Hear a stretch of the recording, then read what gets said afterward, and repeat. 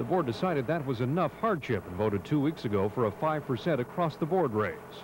This board acted in good faith, honesty, legally, and in the best interest of our employees. But Mayor Bartholomew and members of the City Council who also serve on the board tried today to block that pay raise. Yes, sir. They argued that other city workers won't get a raise this year because there's not enough money to go around. The result, they claim, would be an illegal Sewerage and Water Board pay raise that would cause a groundswell of anger among other city employees. By taking care of the Sewerage and Water Board employees only, they're going to create chaos in the entire civil service system. But Sewerage and Water Board top brass countered that key senior employees would quit if the pay raise was taken away. We could not sustain the operations of the board if we had massive retirements or resignations. Angry employees who packed the meeting demanded the pay hike.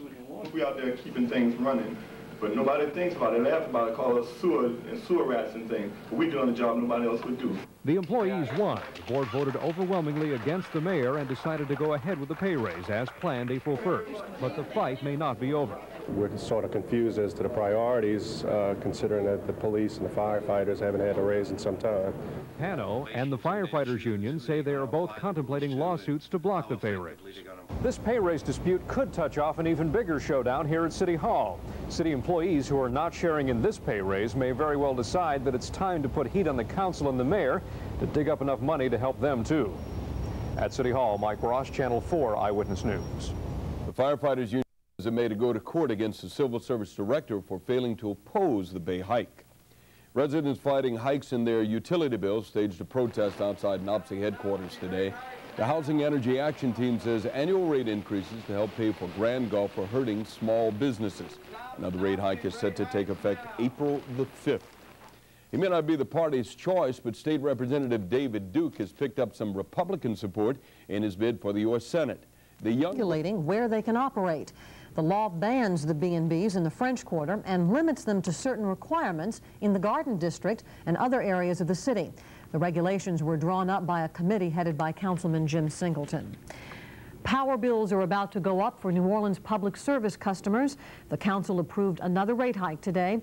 Mike Ross reports the go-ahead for higher bills was granted despite an outcry from elderly consumers.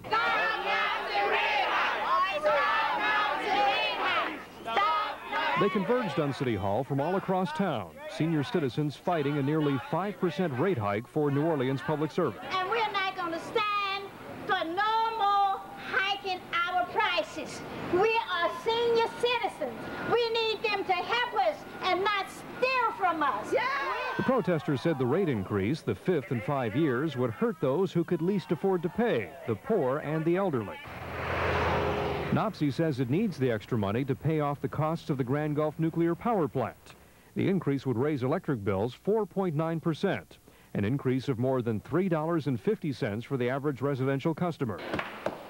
Council members said they are locked into the rate hike because of a 1986 deal with NOPSI.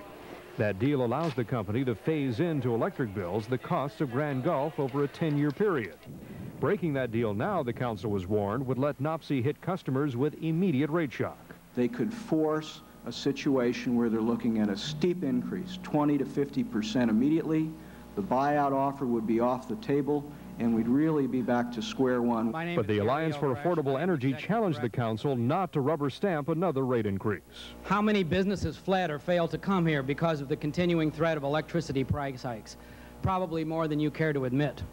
How many people lost their homes because they could not pay their rent or house note and 34% higher electric bills? If we don't grant the rate increase, you know full well there's going to be protracted litigation. We'll be in court tomorrow.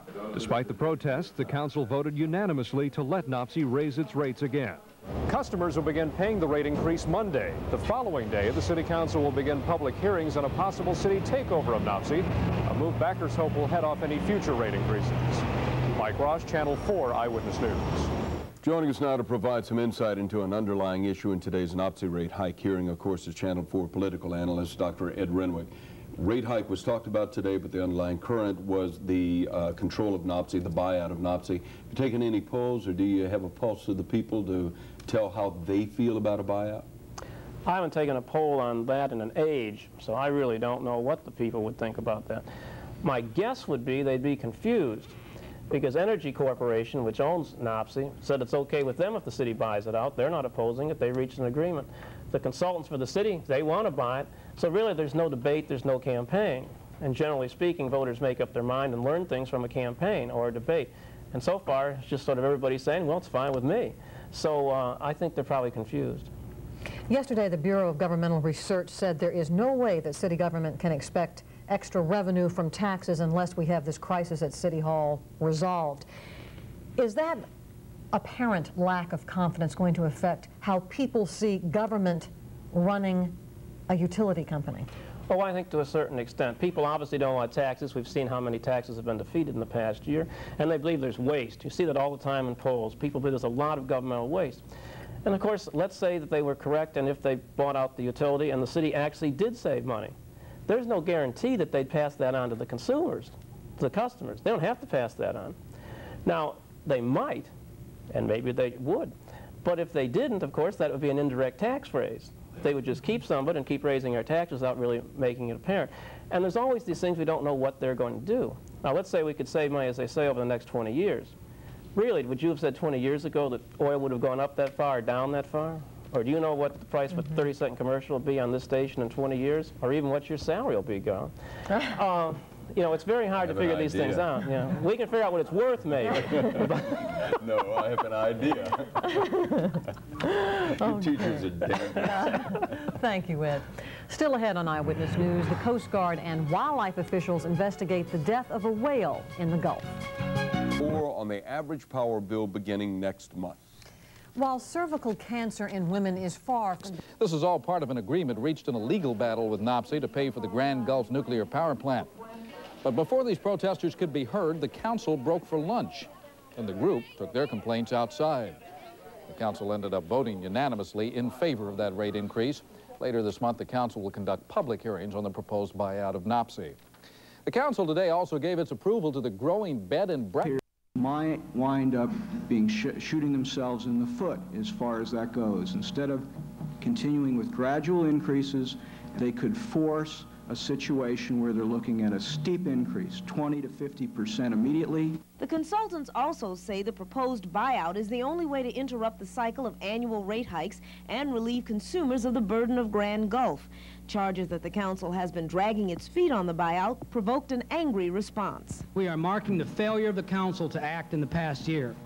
We were here last year and the year before that and the year before that. Your continuing excuse for inaction has no merit. I don't want a rate increase. I don't know anyone else up here that wants one. Why do you keep saying that to the people?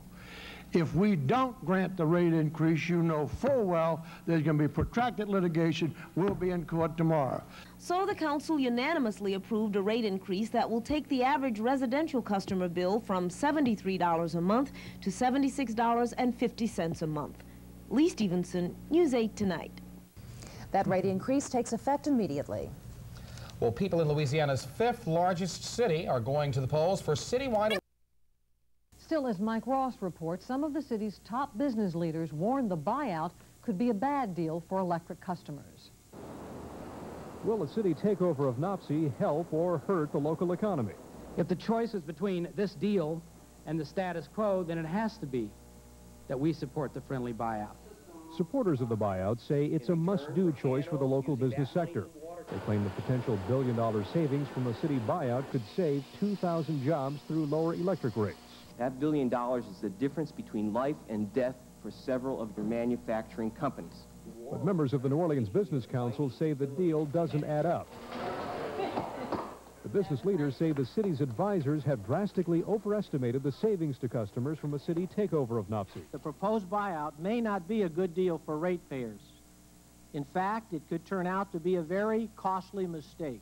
The city's consultants say the deal to buy NOPSI would save customers roughly $800 million over 20 years. But the Business Council claims a city takeover would actually cost customers close to $2 billion more in the long run. The Business Council says the deal would still force customers to pay for NOPSI's share of the Grand Gulf nuclear plant. And those costs would actually be higher under a city power company because of the high cost of long-term financing for the deal. The last thing the people of this city need is something that will increase utility costs. Consumers can't afford it, business can't stand it, and economic development can't survive it. The Business Council also warns that the Michoud power plant, which the city would buy from NOPSI, is out of order about 30% of the time. Those breakdowns, they claim, could result in critical power shortages, which would force the city to buy expensive emergency power from NOPSI's parent company. 1 month from today, the council will vote on the NOPSI buyout plan. Even though this is an issue that will affect the city well into the next century, the council has no plan at this point to put the matter up to a public referendum. Mike Ross, Channel 4 Eyewitness News. The controversy continues in the Champion insurance scandal. The owner of the insolvent company and his son have opened a restaurant in Baton Rouge. Champion's court-appointed liquidator